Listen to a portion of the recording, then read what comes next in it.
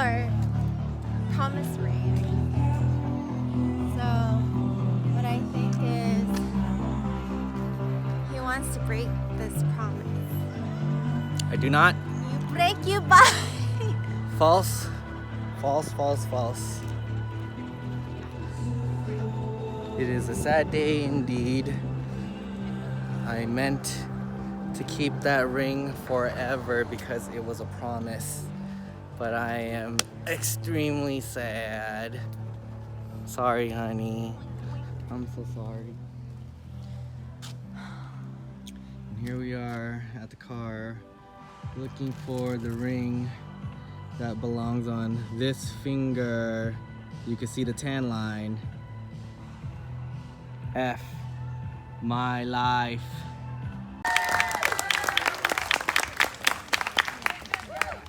Thank you.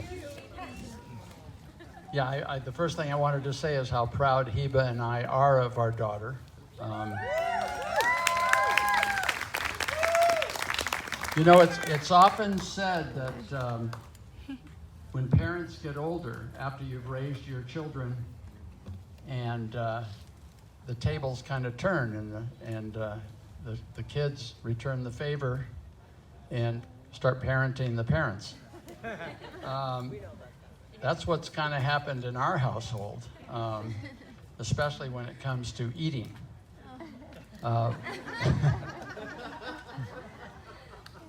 For the past 5+ years, we've been in our household almost vegan.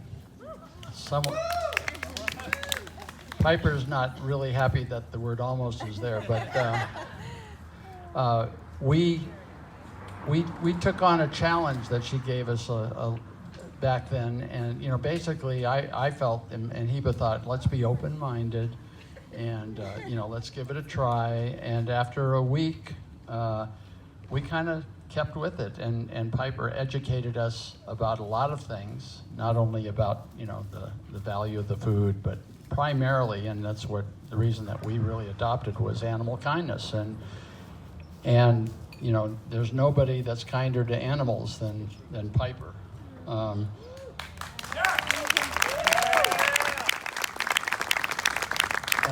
I know she's a bit of a you know, you might say a zealot, but I don't think so. I think she's you know, for real. And we have found that it's not hard doing what she asked us to do. The technology today is fantastic. I had a bacon cheeseburger barbecue double thing today that blew my mind. And I really encourage everyone to kind of give that a thought, because I guess you can really truly feed the world with animal products today. Piper has been committed to animal kindness now for, well, most of her life, but really in earnest for the last 6 years or plus. And under her leadership, and with the help of so many of you, and I've talked to a lot of you and met you for the first time, it's really great, have rescued and placed in forever homes over 3,000 animals.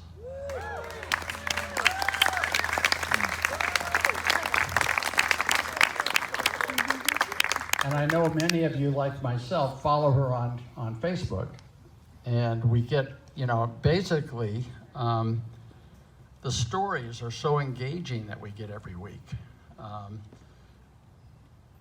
Unfortunately, the stories are true, but as in terms of witnessing what people can do to animals and the sad situation that exists there, but we also get to enjoy this great joy of happy endings in all these stories. I mean, I you know, it's part of me says I don't need to watch TV. I get great entertainment out of following Piper's posts. And you know, they're so heartwarming, and I know you'll actually meet one of the subjects tonight officially. but you know, the thing that has always struck me about Piper's being a rescuer is that she gravitates towards all of these animals that are really the hard cases. And so, you know, there's a lot of easy cases out there, I suppose, you know, and she doesn't shy away from those either, but the ones that are, you know, require a lot of insight, you know, like she tells me about these stories where the animals are categorized by the shelters as aggressive and therefore put at the top of the list to be euthanized, and really they're just frightened. And she proves that so many times by bringing these animals back and placing them in their foster homes, many of you, and they turn out to be wonderful, wonderful, loving pets, and so grateful. We have 4 failed rescues, which is, you know, I need to get a badge that says I'm a failed rescuer, because it's a badge of honor.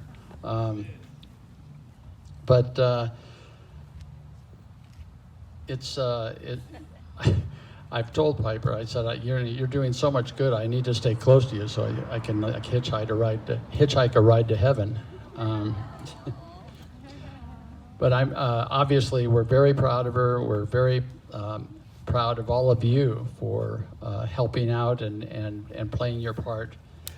I would like to offer a special thanks to SB Bagwell for providing so much here, this venue, and so much help that she provides. So, I guess you get the gist of how I feel about Piper. Without any further ado, I would like to proudly introduce to you the engine behind Hand and Paw Rescue, Piper Wood.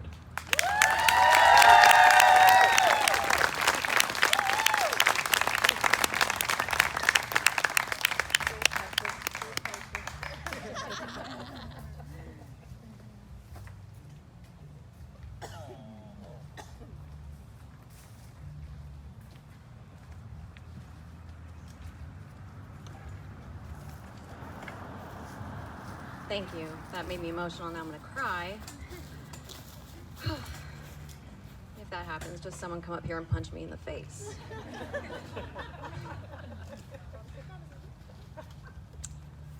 Thank you all for being here tonight.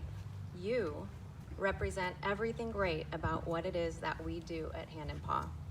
Whether you are a foster, an adopter, a volunteer, a donor, part of our vet staff, or an animal lover who follows us on social media, welcome. I appreciate you so much, and I would not be here without you. You're welcome. You are what makes this possible, and it is only as one big team that we are able to save, transform, and adopt out the animals that are in the most need of care and love. Rescue is not easy. It is work that never ends. It is constant high pressure and often spontaneous. It is emotionally draining. It is not a job that I get to clock out of, go home, and forget about. But I would not have it any other way. Rescue is so much bigger than me. It is bigger than all of us, because animal abuse and homelessness is an inconceivable crisis. I started Hand and Paw nearly 6 years ago. I didn't know how far it would go or if it would be even realistic to turn it into a career. All I knew was that I could not sit back and watch any longer. Over 5 million shelter animals are euthanized each year in the US alone, and those are just the animals that end up in shelters. Then you also have the strays who are living precariously on the streets, abusive and neglectful homes, an endless amount of owner surrenders, and backyard breeders who simply breed dogs for a profit and often end up dumping the parents once they are no longer of any use, or the babies with disabilities or illnesses. And then, of course, there is a cause near and dear to my heart, the street dogs of Tijuana. We have made some serious miracles happen at Hand and Paw, and while I may not be able to save all the dogs, I can say with confidence that the ones that we do take in are given the best care possible. There is no limit to what we will take in terms of the severity of a health issue. Not many rescues can say or do that, but it is because of the support I receive from people like you that it is possible. Restoring sight for the blind, rebuilding a shattered pelvis, autoimmune disorders, reversing paralysis, treating parvo, distemper, and even cancer. These are the dogs that truly have no chance. Each one is an honor to treat, a challenge taken with pride and love. Watching them transform and end up in loving homes is what I live for. But I do want to talk about a really special soul that we took in about 2 months ago. One that instantly stole my heart, and without a doubt, yours as well.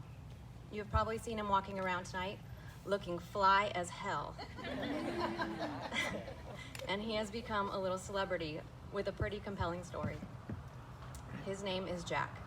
Jack was a street dog in Tijuana. He was hit by a car, resulting in a severe fracture of his femur. He was shot with a BB gun. He was beaten, emaciated, full of parasites and ticks, starving to death. And if that wasn't enough, he was covered head to toe in giant tennis ball-sized bleeding tumors. These tumors overtook his entire body.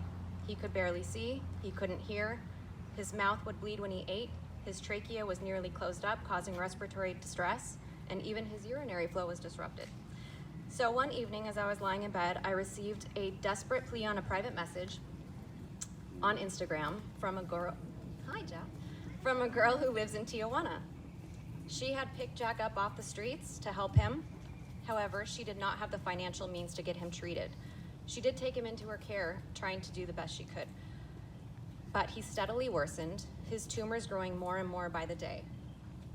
He continued to lose weight despite his voracious appetite because all the nutrition he was taking in was feeding his parasites and his tumors.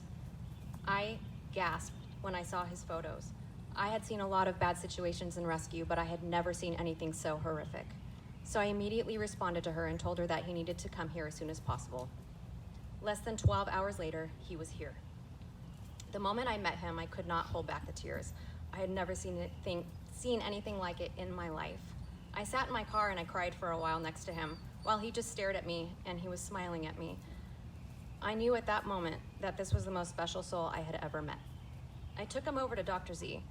I remember carrying him into the waiting room, blood dripping everywhere, and I felt sick to my stomach as Doc looked at me and said, in his accent, "Piper, you cannot save them all." You really need to be realistic here. And I said, "Doc, I am being realistic. We are going to do whatever it takes. We are going to fix him. We have to. He has to make it." When he first arrived, the people that saw him would tell me to just put him out of his misery. And deep down, I was worried that they might be right. But after running a myriad of tests and waiting an entire week for results, we received great news. Jack had cancer. Sounds weird, but that was the diagnosis I was hoping for because this particular type of cancer tended to respond very well to chemo. Now, chemo in Mexico is much, much cheaper, and the dosage is not regulated, so some dogs recover much quicker. But I believe that a huge part of recovery is not just the medicine administered. It's the support, the love you feel, the comfort of a home environment, a high-quality, healthy diet, supplements for the immune system, and even crystal and energy healing. We took every possible approach to give him the tools to fight and beat it, and he sure did. Jack is well on his way to a full recovery, and I'm grateful, as is he, to all of you who helped save his life. Those of you who visited him, brought him blankets, toys, kisses, hugs, treats, vitamins, he most definitely felt all the love. Jack represents so much to me. It was just by chance that he found his way up here. So to me, he represents all those who suffer so greatly but may not be so lucky. So much suffering goes on in this world, and it is widely ignored. I have dedicated my life to helping animals out of their suffering, and I believe that we can all do more to ease the anguish of these innocent lives. They are depending on us, and we are their only voice. You all being here tonight means the world to me. I am pretty blown away by this turnout and by your generosity. I'll be honest, there are days when I get so overwhelmed with the things I see, the phone calls, the emails, the juggling of dogs, that sometimes I feel like I cannot bear all the responsibility. The weight on my shoulders just feels too heavy at times. And sometimes I will say to my friends, this is it. This is gonna be the day that I finally lose my mind. But without fail, you guys come through for me, and you carry me through the most stressful of days, and I am able to keep going. We sure do perform some miracles here, but perhaps the biggest miracle is that I haven't wound up in jail yet. A lot of you read the stories and ask me how I haven't punched someone in the face yet, and I really don't know, but there's still time. I want to thank my amazing fosters. You guys consistently open up your homes to these dogs.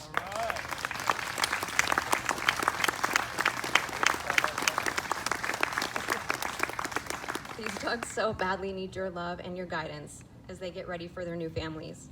Thank you to my adopters who give these dogs a new happy life, repairing their broken hearts, and I know that in many cases they repair your broken hearts as well.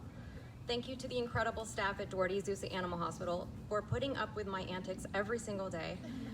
There is nowhere else that I would go with our animals, and there is no one I trust more than Dr. Z, who sadly could not be here tonight. Thank you to all my volunteers who spend time taking care of the animals during our adoption events and who are here tonight. You guys make me so proud, and I am honored to work alongside you each weekend. You are exceptional young women. Thank you to my parents for supporting this crazy life I have chosen, for always having my back, and for being my personal heroes.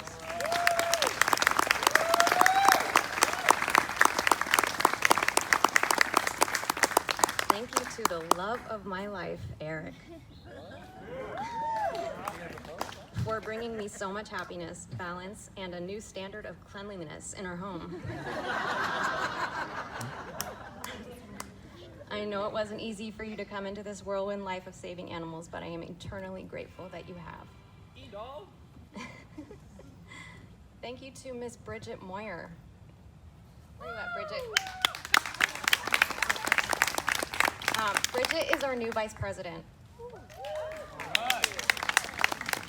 Bridget and I met about 2 years ago. She followed me on Instagram, and I posted an emergency plea for a foster, and she drove all the way out and picked up the dog, and she was incredible. And ever since then, she's just taken so much initiative to help Hand and Paw. She's a go-getter. She fosters, she transports, she's always there for me when I'm in a bind. She makes me laugh, and she's become such an invaluable asset. And now she has the privilege of sharing all the stress with me. Thank you to SB Bagwell, whose beautiful home this is. SB and her family have adopted 5 Hand and Paw animals.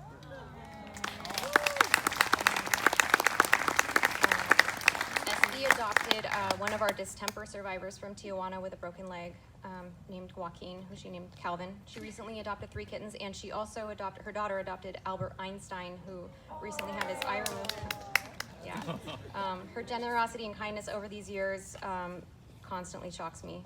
I'm so fortunate to know her, and I wish she could have been here tonight.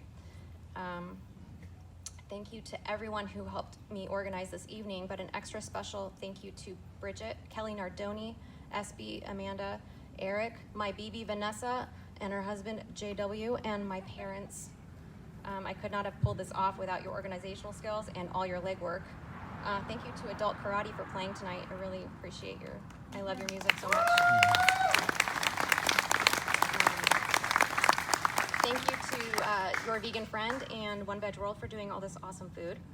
And lastly, thank you to all of you for showing up tonight. To keep doing what we do, we need your support, and I appreciate you trusting in Hand and Paw with so many precious lives. I am so grateful for your loyal support, friendship, and your kindness. The animals need us more than ever, and I will never stop fighting for them. I hope you are enjoying this evening, and I truly love you all. That is all. We have a live auction right now, so I'm gonna introduce Dawn Marie.